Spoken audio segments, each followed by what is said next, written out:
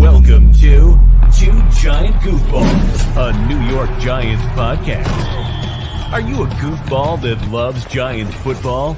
If so, sit back and relax as we talk about the team that both excites and frustrates us so much. And now, here are your goofball hosts, Drew and Rob. Welcome, fellow goofballs, to Two Giant Goofballs, New York Giants podcast. I am Drew, not currently joined by Rob. He may be popping in here later on today. I wanted to go ahead and give you guys a weekly recap episode. The Giants injury reports, and even the Eagles ones there too. So we still got to face them tomorrow on what hopefully is a very Merry Christmas for everybody there. So let's get right into all the action here. So first, on the injury report itself here, let's go over everything there. Obviously, we gave you the initial preview episode here for the Eagles. At that point, there wasn't really much injury information out yet, so it didn't give you too much there. So first off, Lawrence Cager, obviously it's the groin injury there. He's going to practice Thursday, Friday, limited practice on Saturday. So questionable. It's kind of 50-50 on him at that point. I mean, listen, it's getting better when you're going from not practicing at all to at least limited.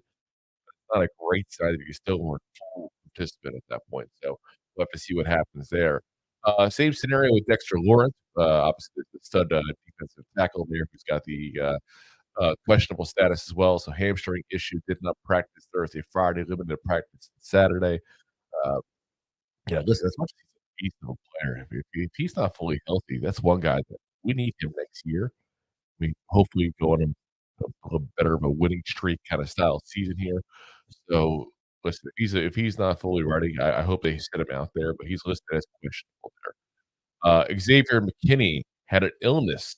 He's one of those guys that got the winter flu there kind of thing going around there, everybody. So did not practice on Thursday, limited Friday, and full participant on Saturday. He should be good to go there. Evan Neal, ankle injury yet again. So yeah, he's again out with the ankle injury there. We're going to go over some more news on him here shortly after this game. Rakeem Nunez-Roches. He's got the knee injury, did not practice all week. He's out as well. Matt Breda with the hamstring issue, limited participant Thursday, Friday, full participant Saturday. So I do expect him to be a go. There's full participant on Saturday. Same scenario with Connor Coughlin with the neck injury, limited participant Thursday, Friday, full participant on Friday. So should be good to go. Jamie Gillum, the left groin issue, limited participant all week. But listen, I don't know about you guys, but I didn't hear any news or any kind of crazy, showdown with all these additional punters there. He was going to be a participant there, or was he not going to be a participant this week? You'd be seeing punters coming in for sure. So I fully expect him to go. Ashawn Robinson with the back injury, limited participant all week long, so he's questionable again, 50-50. Gary Brightwell, almost like the guy you almost forgets on the team there. He hasn't played in forever. He was a full participant all 3 days, listed as questionable with the hamstring issue. But listen, this guy is fighting for a potential roster spot with us, with another team next year. So I fully expect him to be a go because he's literally fighting for his NFL life at this point there. But again, if you can't go, you can't go. So, so we'll have to see. So,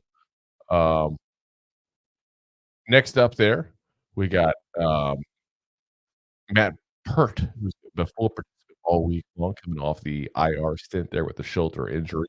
He is officially been called good to go. So, not listed on the injury report, but he's been said afterwards that he is reactivated, good to go there.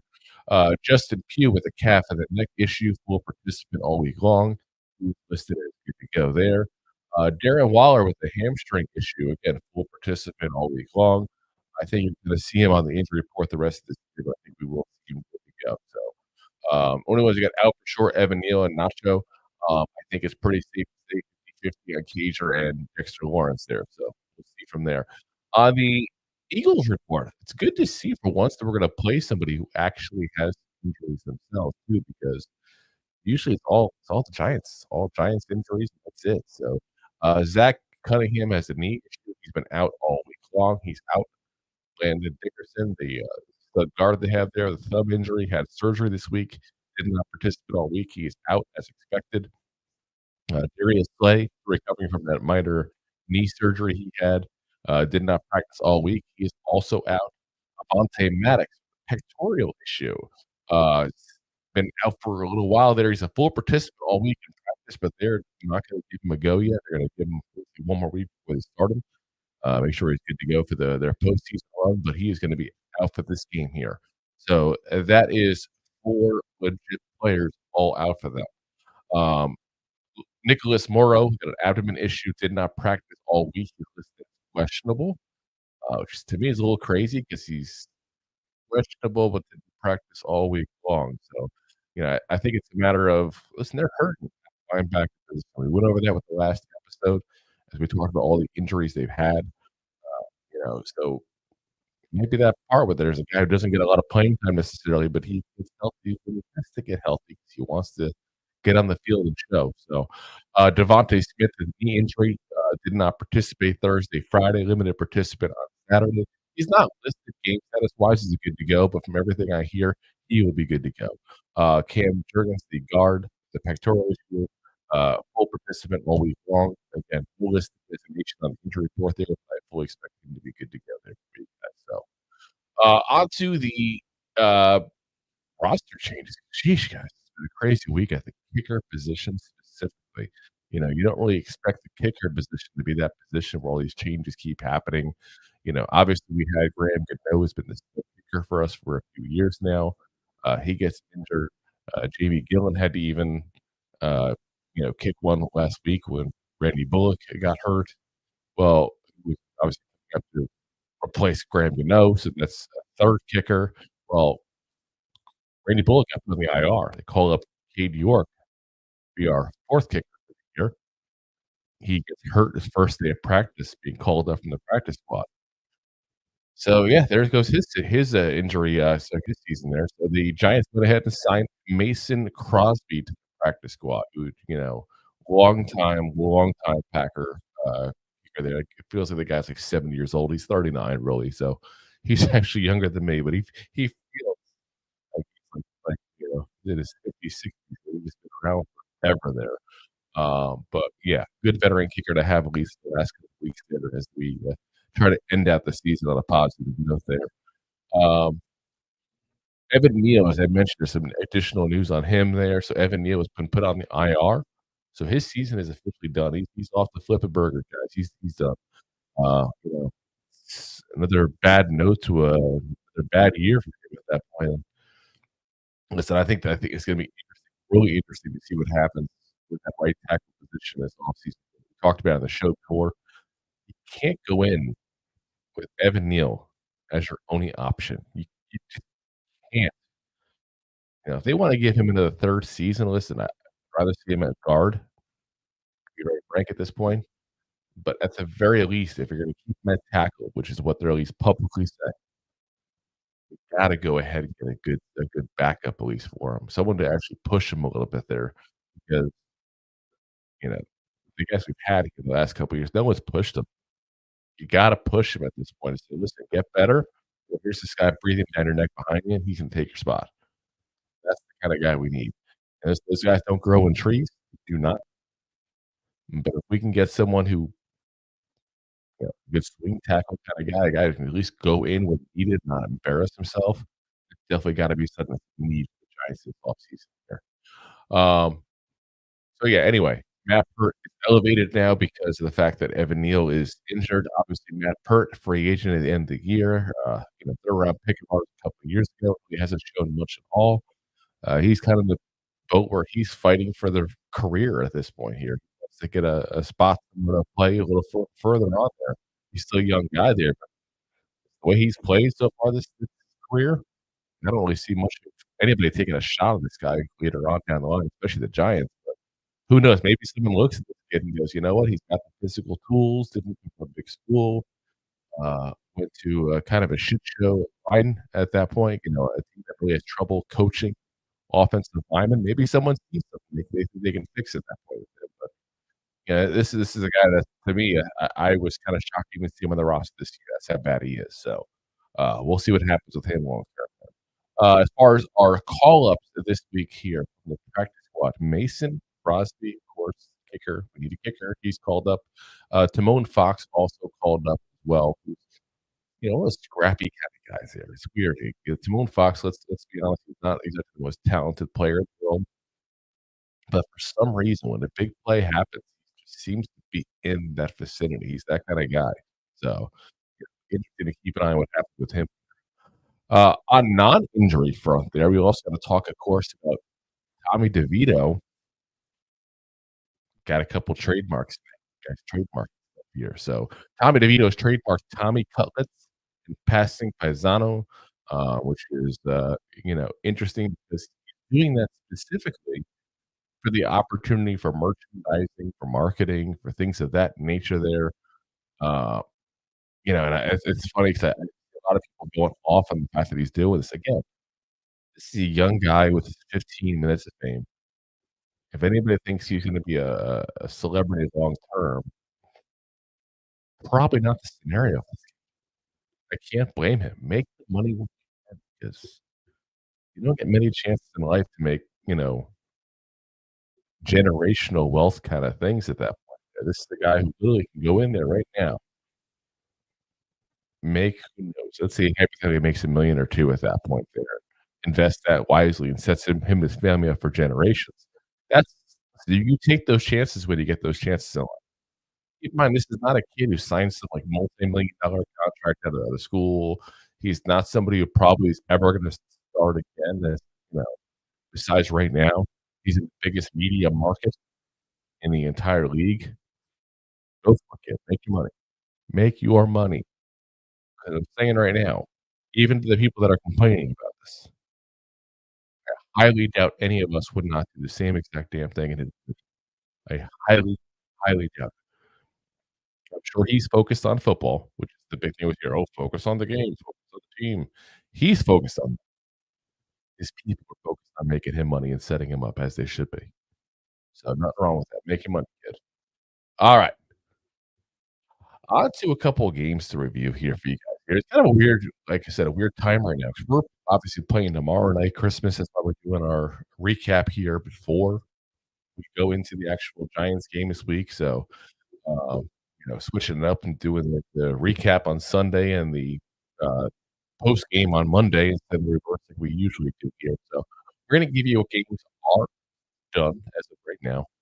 Um, and then, of course, obviously, I give you the update on the other games there. Tomorrow, we do our post game as well. We'll give you those. So, games that have happened, we'll go quick here as far as this kind of stuff here because I know you guys all got family stuff to do here. So, appreciate you guys, logging in here and watching on, Christmas Eve. So, Thursday game obviously was the Saints at the Rams. Rams won 30-22 there. So, keep in mind that the Rams just spanked us here last week. Oh, what it is, we got spanked. The Rams just beat the Saints that spanked us. We play them next week, guys. So, something to keep an eye on because, I know some people still have this playoff hope at that point. Listen, guys, we got the Eagles. We got a team that just beat the team that spanked us, then the Eagles again. We win one of these games, I'll be happy. That's an accomplishment to win one of these games. And that Ram game is probably the most likely to win. Unless the Eagles really have fallen that bad. We went over that obviously in the last episode, the issues with the Eagles there. So if you hate the Eagles like most Giant fans, check out the last episode that Rob and I did there talking about that. On to games here from yesterday. Bengals at the Steelers. Steelers win 34-11. So crazy at that point. I know Rob and I both expected the Bengals to be kind of killer in this, but in the end, we forgot the one thing that you can't forget ever. Mike Tomlin is the coach of the the Pittsburgh Steelers. As long as Mike Tomlin is the head coach, they're not a bad team. They're bad talent. They don't have a lot of talent. But when you get the best coach in all of football, things just tend to go right for you there. Second game was the Bills at the Chargers, and that's much closer game than I expected. It was a 12-point spread when Rob and I did the pick show there. I thought for pretty good reason after they got absolutely spanked by the Raiders there. Bills win 24-22. So they still win, still the outcome we expected, but a much closer game than I think most of us thought was gonna happen there. On to today's game, the Falcons stayed at home there, had the Colts visit them, and took control of their own destiny to a certain degree, guys, because Falcons are still in this abysmal NFC South here trying to someone's gotta win this division here. They win 29-10, keeping their hopes alive there. And then, of course, the Packers go in to face the worst team in the NFC South, the Panthers there. And I gotta say, I'm not one for moral victories here, guys, but much closer game I think a lot of us expected there. And I think it says a lot more about what's going on with the Packers than what's going on with the Panthers necessarily. But Packers win 33-30 there. Browns go to Houston to play the Texans, and who would have thought this would be the high scoring game, of the weekend here? CJ Stroud out. Browns have one of the best defenses in the league, if not the best. And Browns still pulled it off, but a higher score than I think a lot of people expected. 36-22, the Browns win there. And then, of course, the Lions. Lions go into Minnesota, defeat the Vikings, which pretty much was as expected, 30-24 there. And they've now secured their first NFC division title. And a lot of people say, "Oh, they've won the division before, guys." That's ridiculous. That's insane thing to say at that point. They've won the division at least once. I know the Lions are bad, but at least once they've won. No, this is the NFC North we're talking about there. Since they redid the divisions there, a couple of decades ago, this is the first time the Lions have won the division. So, congrats to the Lions. Congrats to all the Lions fans. So you mean a Lion fan? That's a legit fan. It's like a Jet fan. Like if you can go through that kind of horror and that kind of bad times for that long, you're a legit fan. Same as y'all listen right now. The Giants. The last 10 years, it's been kind of brutal here. So, kudos to all the real fans out there. Speaking of the Jets, the Commanders went into the Jets here this weekend. Another game that ended up being pretty close there. Jets win 30-28 there. Interesting. It's kind of like I didn't know who to even root for in this game because both these guys are kind of battling it out for that draft position. The Jets win it overall. Then we got the Seahawks went to Nashville. Not to sing a country song, but to play a little football. Seahawks win 20-17 there. Pretty close battle there. As expected there. I was a little shocked by who won there. And Rob, if you remember right from our picks episode of the Seahawks there. So good for the Seahawks to get a win. They've been losing pretty bad the last couple months. Not so good for us though. Keep in mind, we got the second round pick. I wanted the Seahawks to lose every single game. It's part of why I root against them because when they lose, we win. That's just the way it works. I hate to be that kind of negative guy there, but same as when we're rooting for the Bears to lose a couple of years ago, we had their first round pick. It's just life in the NFL sometimes. All right, and then we had one of the bigger beatdowns of the week here: the Jaguars at the Buccaneers. Whew. The Bucs win 30-12, guys. This was an absolute blowout from the get-go, basically. I think it was like 27-0 before the Jags even finally scored something. So, yeah, it's a really bad showing for the Jags overall. Something's wrong there in Jacksonville. Pretty sure, obviously, Trevor Lawrence's injuries aren't exactly helping the team overall. You probably should have sat him down, let him get better, but not the route they went there. And then, of course, he had a concussion get cleared from this week as well on top of that. So you come back with a concussion, a high ankle sprain, and let's play just back. That makes sense. All righty. Then we had the battle of, I guess somebody had to win. To be honest with it is, two bad teams here. You got the Cardinals at the Bears. Oof. Bears win 27-16 there. That's kind of the outcome I was hoping for. Let's be honest. Us leapfrogging the Cardinals for extremely high draft pick was unlikely. So I'll let them continue to lose and let the Bears keep on winning. So we have one team left to be in front of us there. That's where we're at now. Cowboys at the Dolphins. We've talked about it. The Cowboys are not the same team when they're on the road and they are at home. They're beatdowns. They're definitive wins. Except the one at MetLife, of course, has been in Dallas or Arlington. So, yeah, the Cowboys lost again. So the road. So Dolphins win 22-20, and I think if you flip that, you put them in Arlington, probably the reverse. Both these two teams play much better at home there. So um, now tonight's game, of course, we have still the Patriots at the Broncos. That's going on right now, and as we speak right now, it's 0-0 in the first quarter still in that game. Keep in mind tomorrow's games, we still have the Raiders at the Chiefs, obviously the G-men here, at the Eagles, and the big one this week here, guys. Possible Super Bowl preview matchup here. The Ravens at the 49ers there. So, hope you guys have a very Merry Christmas. Celebrate for those who don't. At least enjoy a day off. The worst things to have than that, right? And we'll be back on. Rob and I both hopefully tomorrow, as soon as the game is over, and he and I are both free. So as we said earlier this week, our schedule is going to be a little different because of this holiday. So we're not going to be going live the second game is over like we usually do. So if you haven't already, hit that like, hit that subscribe, hit the follow, what platform you're on, so you can find out when we go live there. Because like I said, I want to make sure you guys know it. But like I said, unfortunately, with the holiday, it's hard to say exactly family first. We got to take care of that first there, and figure out when to come on to you guys there at some point to give you guys the update there. So again, hit that like, hit that subscribe, so we can see your faces there tomorrow. At least you can get things out there. So again, guys, we will see you afterwards tomorrow at some point there on Christmas Day. Appreciate you guys listening in as always. We are live on YouTube, Facebook, Twitter, Twitch, and again, Instagram. We are finally live on Instagram. And of course, Rob's favorite, my LinkedIn profile. Oh, yes, LinkedIn. And of course, the next day we're always available on the audio podcast platform as well. So if you want to listen to us while you're opening presents tomorrow, you can feel free to listen if you haven't heard the whole thing on this episode. Great background music, just ripping through all the the stock stuffers and all.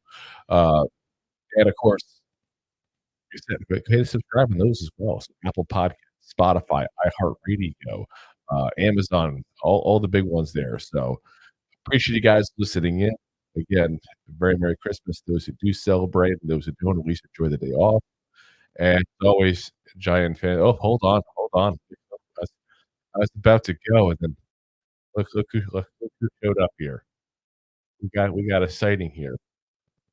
Got a sighting. There he is. Someone's backstage. Who could that be? Is that Santa Claus backstage? He's got a beard. I don't know.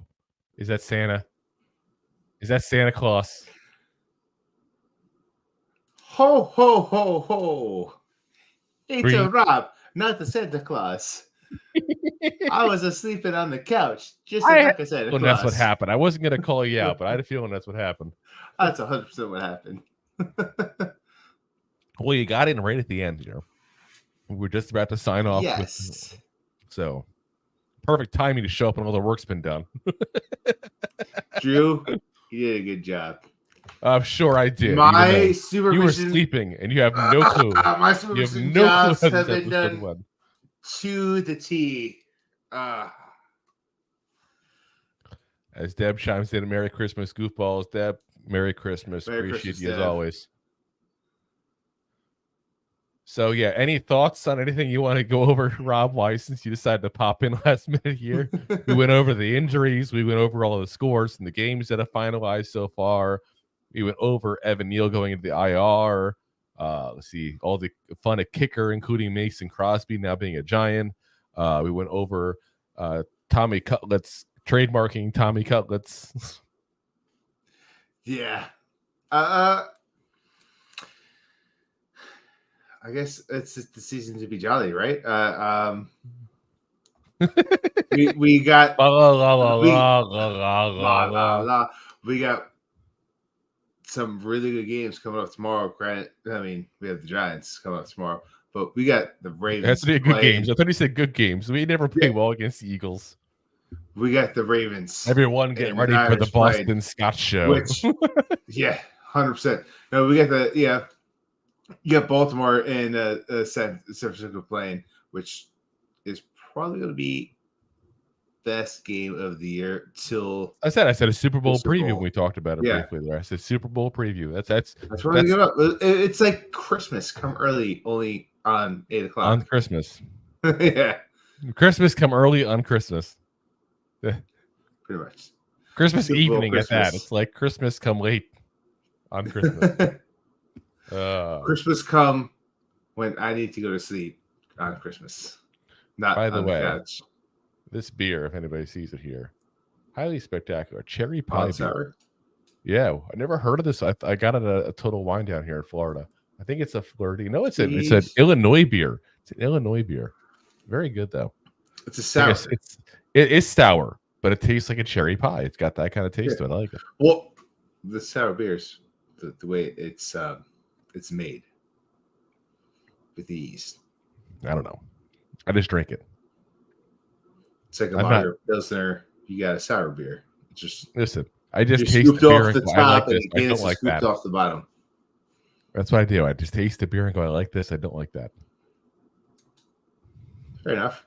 Like an IPA. What the hell is the big deal about an IPA? I get to understand that. They're all right, but way overblown. It depends on those IPA. man buns with those hippie beards. I mean, yeah. Once you go down that rabbit hole, it's like drinking wine. It's a lemon shanty IPA. Oh, this Chianti comes from California. It's a beer. Stop emasculating it, goddammit. Yeah. All righty, guys. So again, we will see you guys at some point tomorrow. We'll see. Well, Rob and I will keep in contact and figure out we're done with our festivities tomorrow, and see you guys then. So, Rob, I will not be sleeping on the couch that long. Nice.